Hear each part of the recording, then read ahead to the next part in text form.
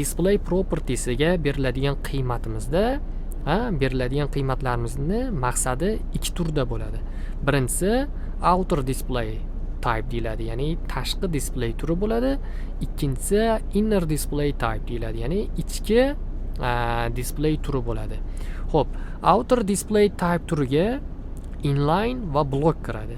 Ya'ni biz bu elementlarimizga xohlasak inline display berishimiz mumkin. H1 ga ham, H2 ga ham. Bularning ikkosi yonma-yon bo'lib qoladi. Yoki bo'lmasam bularga blok berishimiz mumkin. Ularning o'zi alohida-alohidadan qatorlarni egallaydi. Bularning farqi nimada?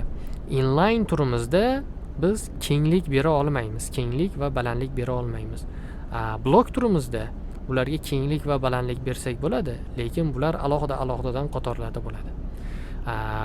Endi bularni birlashtirish uchun multi-keyword syntax degan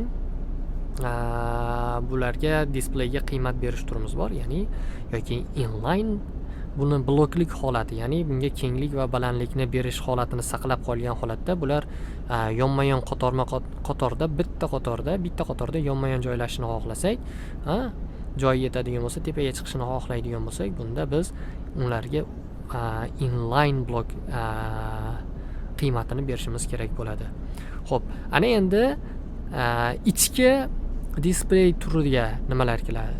Ichki display turiga biz misol uchun mana bu UL ga ichki display turiga kiradigan flexni yoki gridni yoki tablelarni beradigan bo'lsak, bularning tashqi ko'rinishi, mana shu UL ning tashqi ko'rinishi xo'p, block levelga o'tib qoladi. Avtomatik holatda bular block levelga o'tadi va bularning ichidagi mana bu farzandlariga nisbatan berilish, bularning joylashish strukturasi bo'lsa, mana shu ichki display turidagi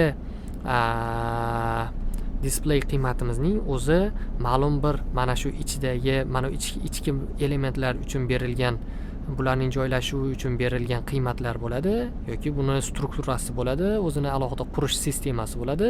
Mana shu qonun qoidalariga u amal qiladi. Misol uchun bu yerda flex bo'ladigan bo'lsa, flex mana bu UL ga biz flex beradigan bo'lsak, displayni mana shu UL boximiz o'z-o'zidan blokka o'tadi va uning ichidagi mana bular list itemlar flexning qurilish tartibiga nisbatan joylashadi.